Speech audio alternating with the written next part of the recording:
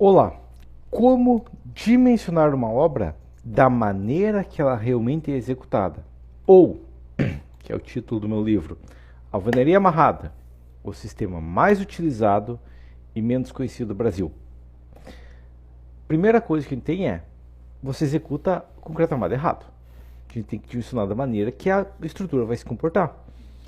E, olhando para as imagens abaixo ali, qual o sistema estrutural delas? Bom, você vai ver, tem pilar, tem viga, tudo mais, é concreto armado. Apesar de que está dimensionado totalmente errado e não é assim que funciona. Então isso aqui não é concreto armado. Primeiro, concreto armado contra alvenaria amarrado.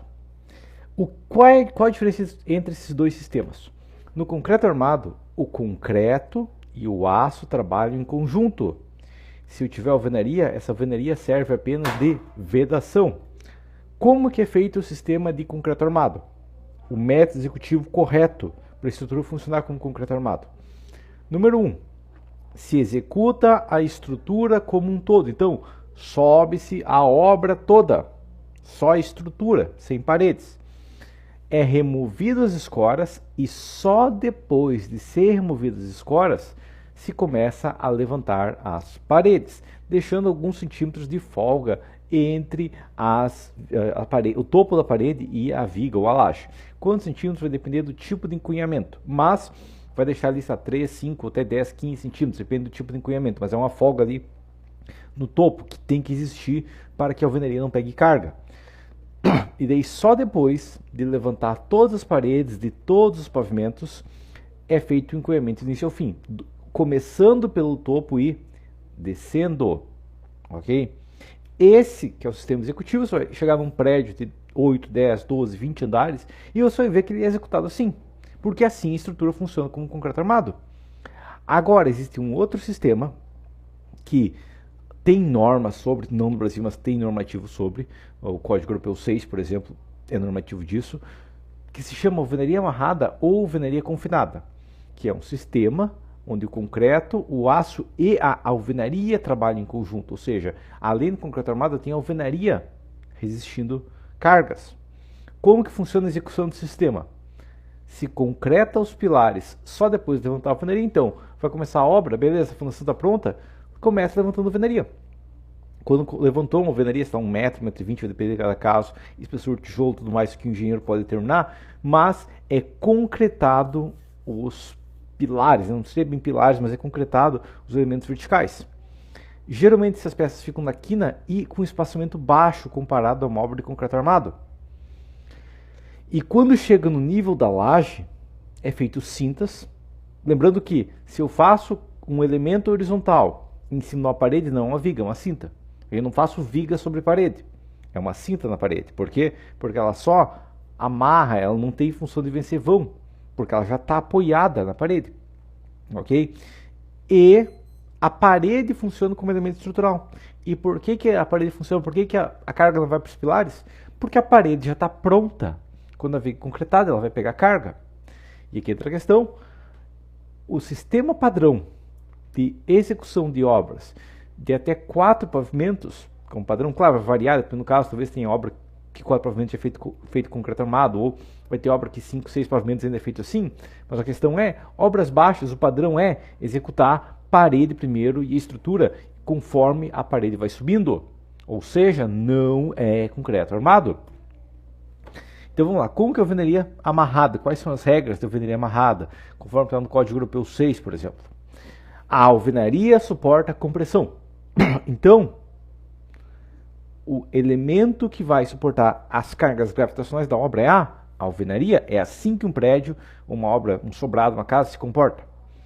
E pequenos esforços locais. Então, o vento batendo na parede, ela vai suportar uma pequena tração local.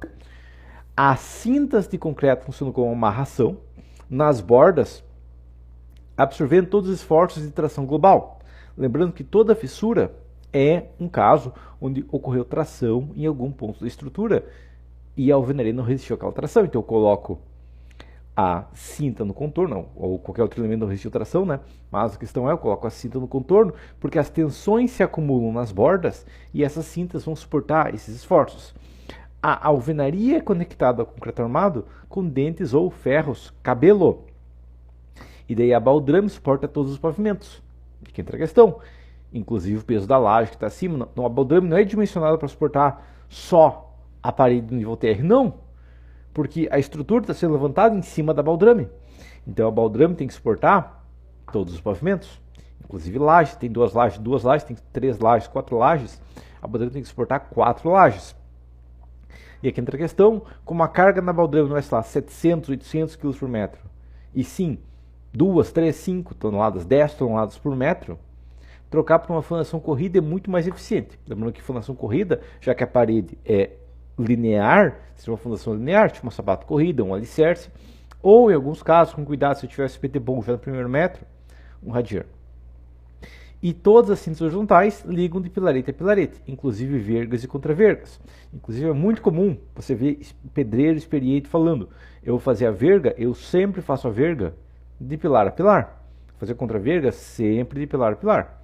Quando o pedreiro fala isso, eu sei que ele está errado, porque não é pilar, né? É só uma peça de amarração porque está levantado a parede, mas a questão é a nomenclatura que ele usa está correta, só a questão que isso vai garantir uma eficiência maior. Isso é feito em obras de alvenaria amarrada, é uma coisa que não está na nossa literatura, mas que os pedreiros redescobriram, que vai ter muito menos fissuração, vai ter uma estrutura muito mais rígida quando as vergas e contravergas não param 30, 40 centímetros depois que termina a janela. Não, ela continua até o pilarete, no caso, não pilar porque não suporta compressão. Próximo, como que eu nunca ouvi falar nesse tema? Por que não falam sobre o sistema de alvenaria amarrado ou de alvenaria confinada no Brasil? O sistema de alvenaria amarrada foi desenvolvido na Europa no final da década de 40, porque lá na década de 40, na Europa, teve um pequeno probleminha com os alemães, você deve ter ouvido falar isso nas aulas de história, e daí tiveram que construir um monte de obra de novo, porque elas acabaram explodindo. O padrão de construção naquela época era ou as casas eram feitas de madeira ou de alvenaria estrutural. Só que aqui entra a questão. Quando eu falo que uma casa é feita de alvenaria estrutural, não estou falando que ela é feita de blocos de concreto, blocos cerâmicos de 14 por 19 por 29, modulados bonitinhos, não. Quando eu faço uma estrutura com tijolo em cima de tijolo e ele suporta a estrutura, é alvenaria estrutural. Não precisa ser blocos para ser alvenaria estrutural. As obras robustas que você vê aí, você pensa numa obra que está de pé até hoje, do século XIX, do século XVII, do século XV, é tudo alvenaria estrutural. Okay? Tá? É paredes feitas de tijolo ou de pedra levantada para suportar todas as cargas. Isso que é alvenaria estrutural. Pode ser usado bloco? Sim, mas sendo uma parede que suporta carga estrutural. E com a industrialização, com a redução do preço do aço, que o aço teve uma redução de preço, como digamos, ele começou a ser produzido ali em alta escala no final do século XIX, e já no século XX já tinha um custo que podia ser usado na construção civil. Ele foi inserido da maneira correta em obras lá na Europa.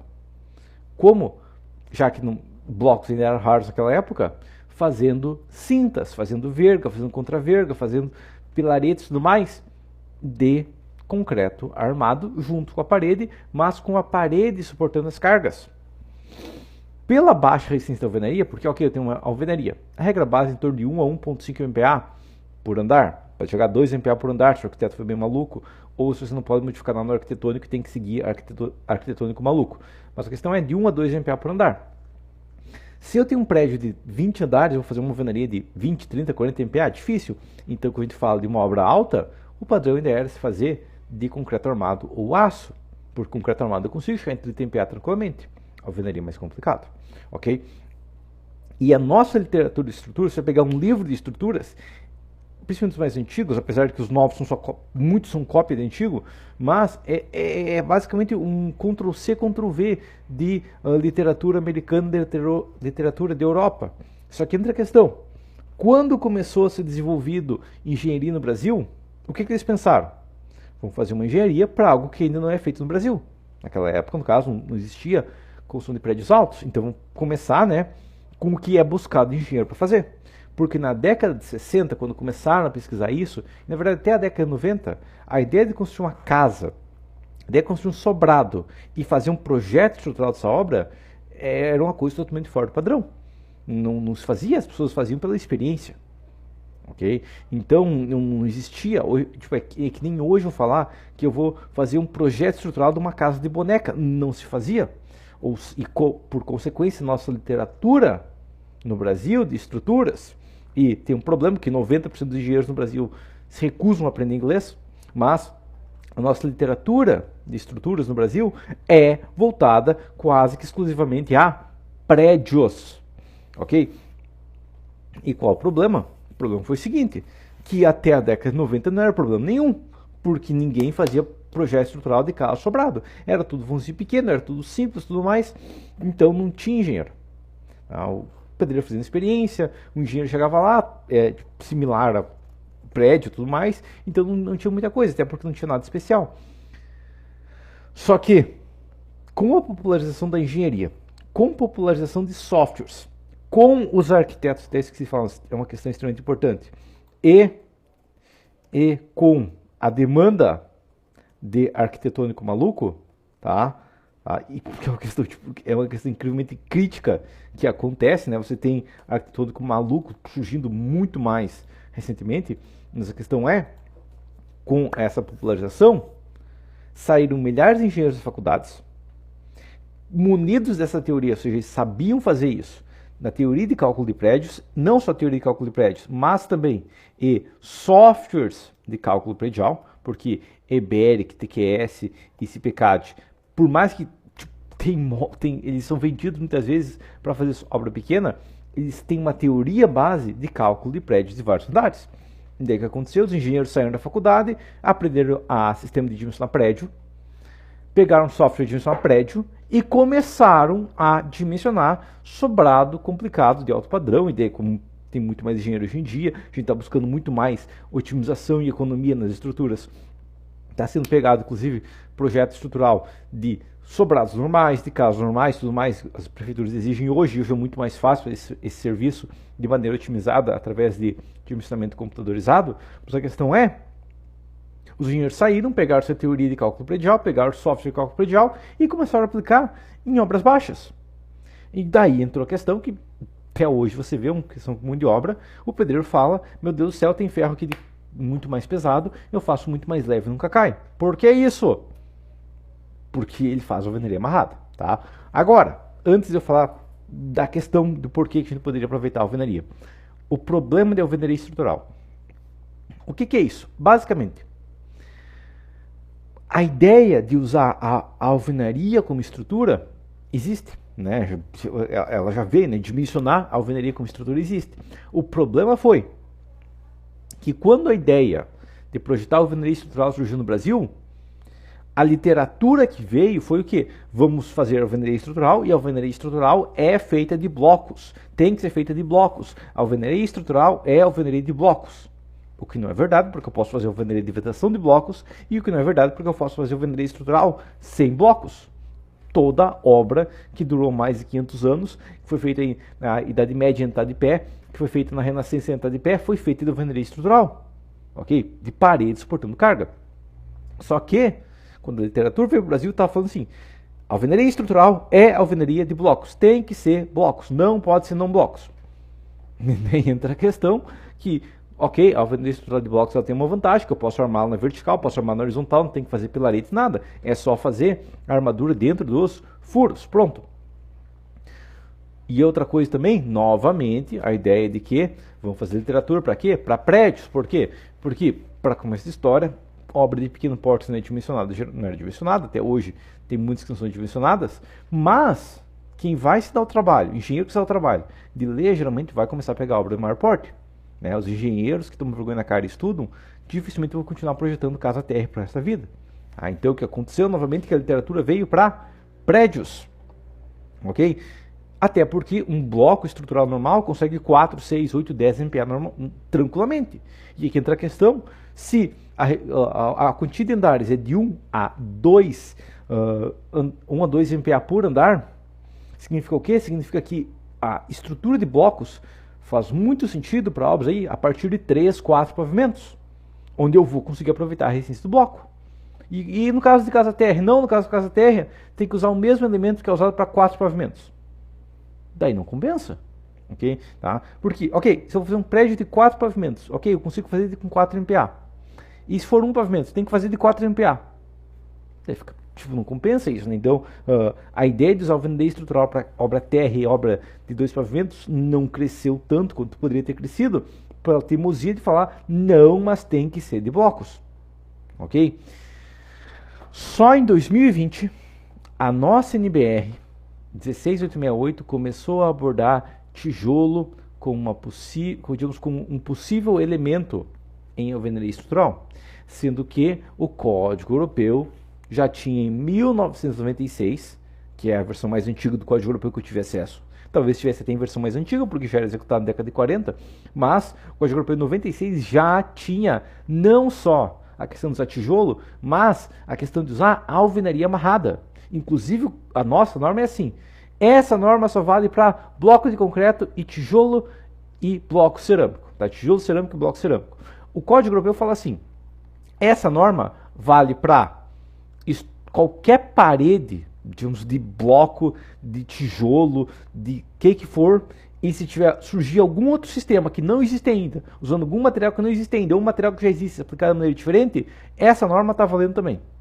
Okay? A nossa norma tira o corpo fora da reta, o Código Europeu fala, desde que seja alvenaria estrutural, está valendo, vai fundo, inova. Ok? Próximo.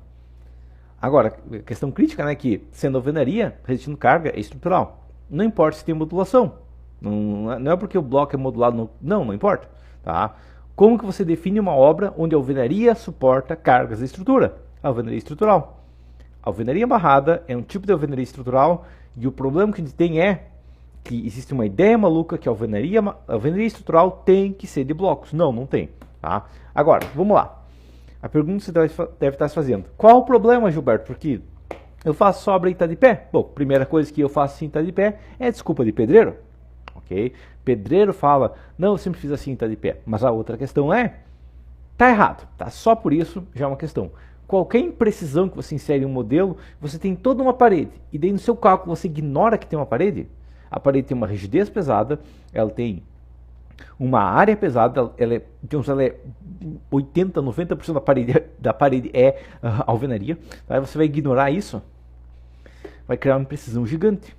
E sempre que eu estou com um modelo errado, é aquela questão. Imagina no século XV que eles tentavam navegar os barcos, os navios, usando um mapa da Terra plana. É um modelo muito menos preciso. O que acontece? Estava errado. Quando eles tentavam imaginar como que os planetas orbitavam.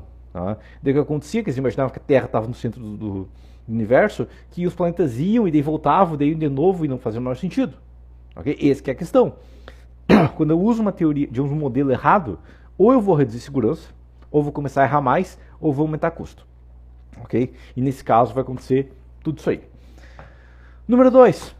Joga a resistência da alvenaria fora. Por mais que a alvenaria não tenha tanta resistência, a alvenaria de 1.5 MPa consegue suportar 1 ou 2 pavimentos tranquilamente. Tá? Dependendo do caso, modificando a espessura, tudo mais, é possível aí 2 pavimentos, se fizer uma parede mais grossa ou um pavimento uma parede mais fina. Tá? Depende do pé direito e tudo mais, que tem que ser planejado, mas a questão é, a maior parte das obras de 1 ou 2 pavimentos que tenha parede sobre parede, pode ser facilmente feita para ser suportada por tijolo furado. Ok?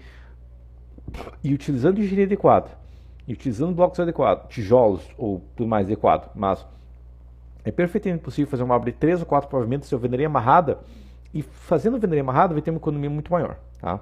Número 3, gera patologias. Se eu vou executar alvenaria amarrada, mas dimensionar concreto armado, eu estou subdimensionando a baldrame. E aqui entra a questão, qual que é um dos principais, tirando fissura 45 graus nas quinas, que ocorre por dimensionar o concreto armado e executar a alvenaria amarrada, mas tirando a fissura 45 graus nas quinas de janela ou de porta, os erros mais comuns que a gente vê é de fundações. E por que esses erros ocorrem? Porque a baldrame é subdimensionada e a fundação é feita como se fosse uma obra de cargas pontuais quando a carga é linear. Então, a gente já está a questão de aumentar, de reduzir custo, a gente está a questão de facilitar a execução, a gente está com questão agora também de reduzir patologia. Tudo isso aí vem junto com a alvenaria amarrada. Tá? 4, e aqui entra outra vantagem pesada, tijolo tem muito mais padronização de resistência que um concreto feito na obra sem auxílio técnico. E a questão é que uma obra de pequeno porte, a obra tem, sei lá, 30 pilares, é tudo seção pequenininha, vai gastar 2 metros cúbicos para concretar todos esses pilares, até 1,20 m, vai concretar cada 1,20 m.